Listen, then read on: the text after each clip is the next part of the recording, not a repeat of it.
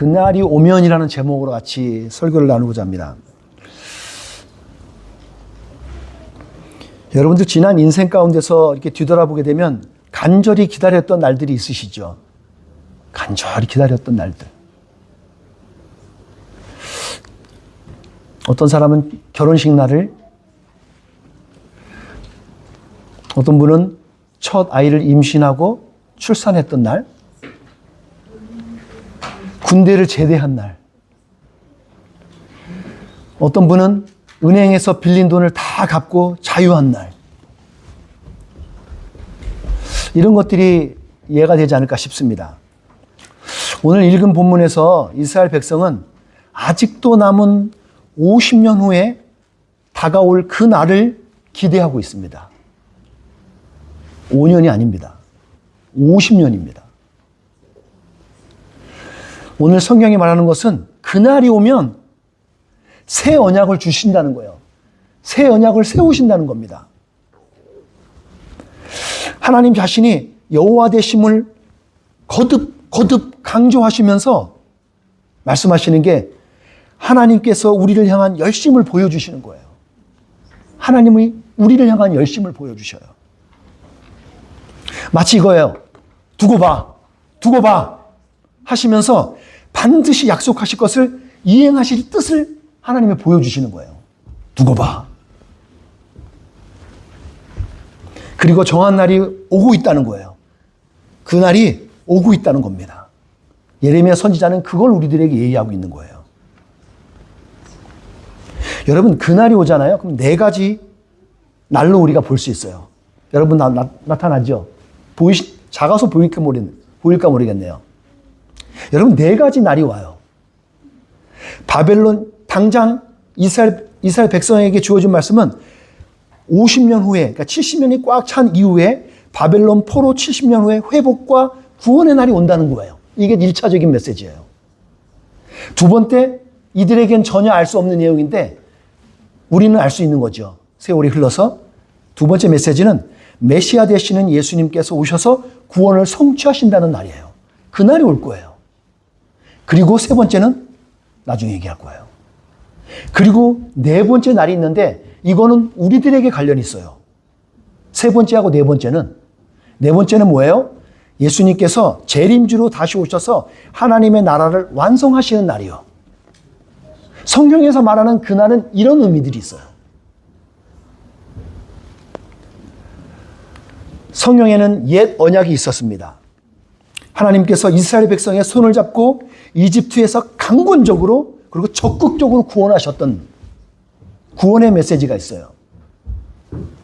거기서는 남편으로서 의무적이면서 그리고 의무적인 자세와 함께 책임감을 가지고 말했었어요.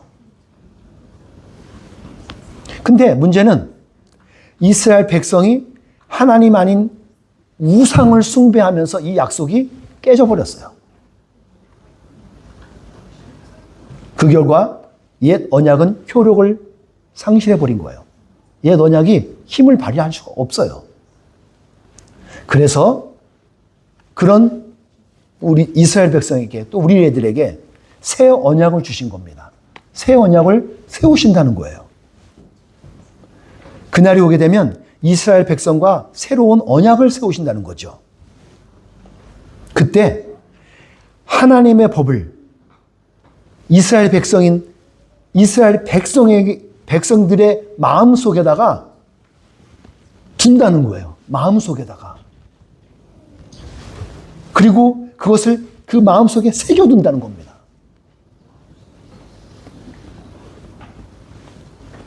저는 오늘 그것을 이 현재적인 세 번째, 여러분 빈난이 있을 텐데 이 세 번째 난에 현재적으로 있어야 될 그날이 우리들하고 관련이 있어요. 아주 직접적으로 관련이 있습니다. 오늘 이 날에 대해서 저는 자세하게 메시지를 전달하고자 합니다. 이걸 누구에게요? 마음속에 하나님의 약속, 하나님의 법을 새긴 사람이요.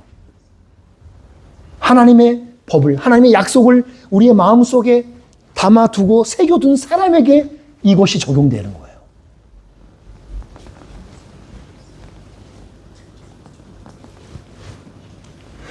하나님의 약속을 가진 자는요, 주님께서 하나님 되심을 알게 돼요. 여러분, 누군가가 보여주거나 알려줄 필요가 없대요. 오늘 본문 읽었던 본문이 그 얘기예요. 누가 알려줄 필요가 없어요. 그냥 자연스럽게 알게 된다는 거예요. 34절이 그 얘기 나온 거예요. 한번 34절 한번 읽어볼까요? 이거 한번 각자 언어를 읽어보겠습니다. 함께 읽겠습니다. 시작. 그날이 오면 각 사람이 자기 이웃이나 형제에게 여호와를 알도록 가르칠 필요가 없다. 이는 모든 백성이 나를 알게 될 것이기 때문이다. 내가 그들의 허물을 용서하고 그들의 죄를 다시는 기억하지 않겠다. 하나님이 이 약속을 주셨어요.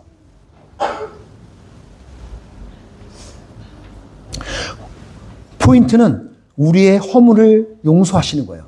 죄를 다시 기억하지도 않겠대요. 죄가 있죠. 근데 잊어버리시겠다는 거예요.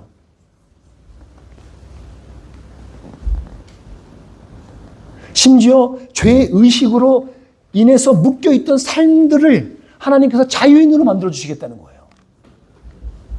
여러분, 이미 예수님을 영접하신 분들은요, 그래서 구원받은 사람들에게는 어떤 메시지가 필요하냐면, 다시 오셔서 하나님의 나라를 완성하실 예수님을 소망 중에 고대하는 겁니다.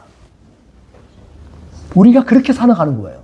우리 그리스도인들은 우리를 구원하신 예수님에서 아주 간절히 소망하면서 마라나타 마라나타 하면서 아멘 주 예수여 어서 오시옵소서 그렇게 간절히 기대하면서 나가서 살아갈 수 있는 거예요. 우리의 허물과 죄를 용서하신 주님 안에서 여러분 물질에서 자유하시길 축복합니다. 사람 관계에서 자유하시길 바랍니다. 오늘 주어지는 문제에서 자유하시는 축복이 여러분 가운데 있기를 축복합니다.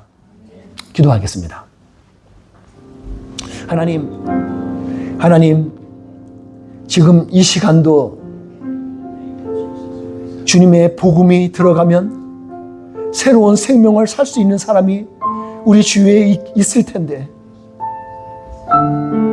그것을 말해줄 수 있는 메신저가 없어서 주님께 나오지 못하는 사람들이 있을 것 같습니다. 하나님, 바라기는 그들을 위한 메신저가 우리 선한 이웃이 되어지기를 소원합니다. 하나님, 우리를 사용해 주옵소서. 우리 지체들에게 하나님 그 메신저가 될 수 있는 용기와 담력을 허락해 주옵소서. 믿음의 부요함을 허락해 주옵소서. 예수님 이름으로 기도드렸습니다. 아멘.